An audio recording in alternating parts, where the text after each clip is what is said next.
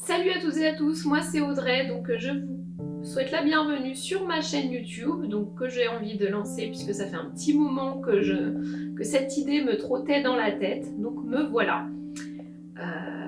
Et en fait, l'identité de ma chaîne, ça sera vraiment de parler de shoujo manga, mais également de josei, de BL, de yuri.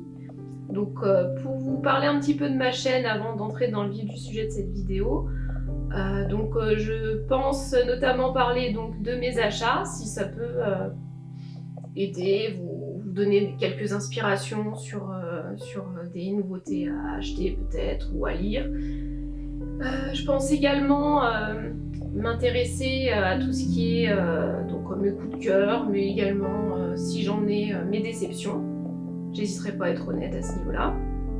Et également sûrement des bilans de lecture ou des focus sur certaines œuvres en particulier, mais ça sera toujours dans le thématique shoujo et de façon plus large, en fait, josei et moké, donc vraiment à destination du public féminin. Cette première vidéo, donc comme son nom l'indique, elle est consacrée à mes achats de septembre, donc voilà, je vais vous présenter rapidement ce que j'ai acheté pour ce mois de septembre, sachant que je suis dans une bourre totale, j'en ai marre, il y a tellement d'achats à faire.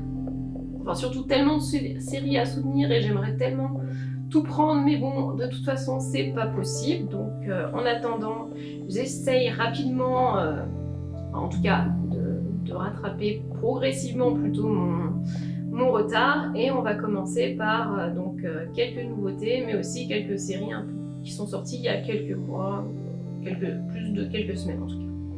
Donc, première série que j'ai commencé à faire, donc c'est Peachy Peachy Aqua, donc c'est inédit en fait en France. Sachant qu'en fait Nobinobi, qui est l'éditeur, avait réédité donc la première partie en volume double, et c'était trois jolis bébés, 3 jolis pavés. Et donc voici la suite qui est inédite. Donc j'ai lu le premier tome de Mermaid Melody. Donc je sais pas trop de quoi parle cette suite, mais bon, j'imagine que d'après ce que dit l'éditeur, on retrouve les personnages qui étaient dans Mermaid Melody plus de nouveaux. Donc voilà, à suivre. Également, donc j'ai pris Remède Impérial, donc un shoujo chez Kurokawa. Donc l'autrice c'est Toru Imuka, et d'ailleurs vous pouvez voir le petit texte écrit là-bas. Donc là, pareil, d'après l'éditeur, c'est une histoire qui se déroule dans l'Empire des Fleurs de la Lune. On soigne les maux et les blessures avec des prières et des décoctions, aux résultats plutôt aléatoires. Lorsque le prince héritier Keyun part à la recherche d'un médecin capable de guérir toute maladie en un claquement de doigts, il tombe sur une embuscade, et son bras droit, Shiei, est blessé. Il rencontre alors une jeune fille du nom de Koyo qui déclare qu'elle va recoudre son compagnon de route avec du fil et une aiguille. À une époque où le mot chirurgie n'existe pas, Keyun est sous le choc mais décide de lui faire confiance. Donc voilà. Le dessin est vraiment très très beau. J'ai vraiment pas... là je vous lis le résumé parce qu'en fait je ne savais pas du tout de quoi ça parlait à part que c'était dans une...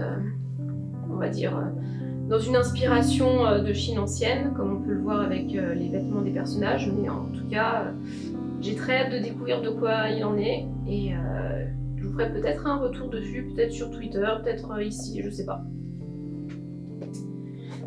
Passons à présent à Jadugar, donc je sais pas comment ça se prononce, mais voilà, donc c'est la nouveauté, c'est un shoujo qui a été créé par Tomato Soup, donc ça se passe dans l'Empire mongol au XIIIe siècle. Donc, et en fait, c'est une esclave qui s'appelle Sitara qui découvre ce qui sera sa seule et unique arme pour survivre, c'est-à-dire le savoir. Lorsque sa route croise celle de Torrigen, la 6e épouse de l'empereur, tout bascule. Dans ce monde ravagé par les conquêtes et la guerre, parviendra-t-elle à trouver sa place? Pourra-t-elle seulement exercer ses talents? Donc là aussi, j'ai pas trop lu le résumé avant parce qu'en fait, j'ai vraiment envie de me laisser porter par par l'histoire, j'ai envie de découvrir de quoi il va être question et surtout comment l'autrice va réussir à me porter là-dedans. Voilà. Donc passons maintenant à One Shot. Donc voici Les Noces de l'or et de l'eau.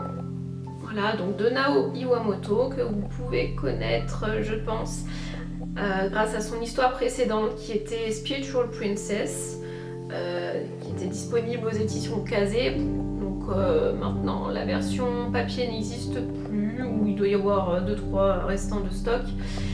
Et par contre elle est disponible en numérique si jamais ça vous intéressait. Donc là cette fois dans ce one shot qui est édité par les éditions Akata, donc ça se passe à une période où il y a la guerre entre deux pays qui sont forcés en fait par les forces divines de s'allier à travers les liens du mariage en fait. Chacun accueillerait en son sein un tribut de l'état ennemi, la plus belle femme du pays A en échange de l'homme le plus intelligent du pays B. Pays B, hein, pas le produit intérieur brut. Malheureusement, aucun des deux souverains ne compte honorer ce marché, mais la rencontre fortuite de Sarah, princesse du pays A, et Naram Bayar, fils d'un érudit du pays B, pourrait tout bien changer. Donc voilà. Donc là pareil, comme ça fait 3 séries dont je vous parle, et là c'est la 4e, où je ne regarde pas du tout le synopsis avant de lire. Donc là je vais aussi me laisser emporter par le récit. On va bien voir ce que j'en pense. En tout cas j'ai vu des avis assez positifs, d'autres un peu moins positifs, mais bon je vais voir ce que ça donne. En tout cas de toute façon je suis assez bon public, donc nous verrons bien. Passons maintenant à une autre nouveauté, donc Chibi Maruko-chan de Momoko Sakura, édité aux éditions Mangetsu. Donc là en fait on va suivre l'histoire d'une petite fille qui vit avec ses parents, sa sœur, ses grands-parents dans une petite ville qui s'appelle Shimizu. Elle est souvent surnommée Chibi Maruko en raison de sa petite taille, comme moi. Suivez donc le quotidien mouvementé de la petite Maruko à travers des situations aussi inattendues qui la hantent. Et en fait, il faut savoir que c'est inspiré de la vie de l'autrice Momoko Sakura. Donc ça m'intéresse bien, surtout qu'en plus c'est un shoujo donc, qui a été publié il y a quelques années déjà, je crois dans les années 80-90, si je dis pas de bêtises, attendez, je corrige. Voilà, 86 en tout cas pour l'édition dont est tirée celle-ci. Donc voilà, j'ai hâte de savoir ce qu'il en est. Et en plus je trouve le dessin vraiment trop pipou. Passons à présent à un tome 2, donc c'est Momo's Medical History, donc 2 auteurs. Au scénario nous avons Sanba Naomoto et au dessin Non Asano. Donc là j'ai pris le tome 2 sachant que je n'ai pas lu le tome 1 encore, nous allons bien voir ce qu'il en est. Donc tout ce que je sais c'est qu'en fait c'est une série de fantasy on va dire, qui mêle aussi médecine etc. Donc on va voir, là j'ai malheureusement pas le résumé du tome 1 pour pouvoir vous en parler un peu plus. Tout ce que je sais c'est qu'en tout cas c'est édité par Panini, il y a 3 tomes et là nous en sommes déjà au 2e, donc je verrai si j'attends le 3e pour pouvoir tout lire d'un coup ou si je commence les 2 premiers tomes et je rattraperai le 3e à sa sortie. Nous verrons. Ensuite, autre série que j'ai vraiment très hâte de lire, donc c'est le tome 4 de L'Enfant en moi de Aoi Mamoru, donc publié chez Kana. Donc ça franchement c'est une série, elle est géniale. Là on s'intéresse en fait à la grossesse d'une adolescente et tout le parcours qu'elle va subir, enfin qu'elle va subir en fait, qu'elle va vivre intérieurement, mais aussi en fait à travers le regard des autres, de son copain notamment, et de sa famille. Donc comment elle va appréhender en fait cet événement qui chamboule pas mal de choses, surtout donc à son âge, puisqu'elle a 17 ans, si je ne me trompe pas, ou 16 ans, enfin bref, donc voilà. En tout cas, Aoi Mamoru, j'adore vraiment ses récits. J'avais beaucoup aimé Lovely Friend Zone, donc, qui est également disponible chez Kana. J'adore son trait en fait, qui est assez, On pourrait croire que c'est assez brouillon, mais en fait, ça exprime tellement d'émotions et je trouve qu'elle a une force avec ses dessins, donc de représenter certaines pages et avec juste, il n'y a pas besoin de paroles en fait. Franchement, moi, déjà les 3 premiers tomes, j'ai dû pleurer 2 ou 3 fois. Là, je crois que celui-là, il va vraiment me faire bader pendant un petit moment, donc j'attends un petit peu avant de le lire, je vous avoue. Donc voilà. À présent, je vais vous présenter donc un nouveau tome 4. Il s'agit du tome 4 de René Lemon Soda de Mayu Murata, qui est publié chez les éditions Nobinobi. Donc autant vous dire que cette série, c'est vraiment mon chouchou, mon coup de cœur. Uka, c'est ma petite chouquette, je l'adore. Je me retrouve en fait beaucoup en elle, puisque c'est une fille qui est donc timide et très réservée. Elle a beaucoup de mal en fait à montrer ses émotions, si bien qu'elle était surnommée la pierre quand elle était au collège. Donc là, on va suivre en fait toute son évolution au lycée et sa détermination en fait pour changer. Donc je la trouve vraiment trop chou. Et donc là, pour l'instant, j'ai pas encore lu le tome, même si j'ai vraiment très hâte, parce qu'en fait, je suis en train de parler, de faire une chronique en fait sur Club Shoujo à propos des 3 premiers tomes et je galère parce que j'aime tellement cette série que je ne sais pas comment m'y prendre pour vraiment exprimer le mieux mes sentiments à son sujet. Donc voilà.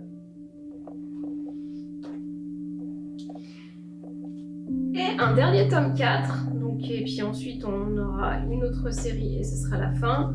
Donc c'est la version Masterpiece donc, de Nodame Cantabile de Tomoko Ninomiya. Donc voilà. Admirez la jolie jaquette. Donc là non plus, je suis pas du tout à jour dans la lecture. Je crois que je me suis arrêtée au tome 2. Donc j'ai lu le tome 2 et il me reste le tome 3 et du coup le tome 4 pour être à jour.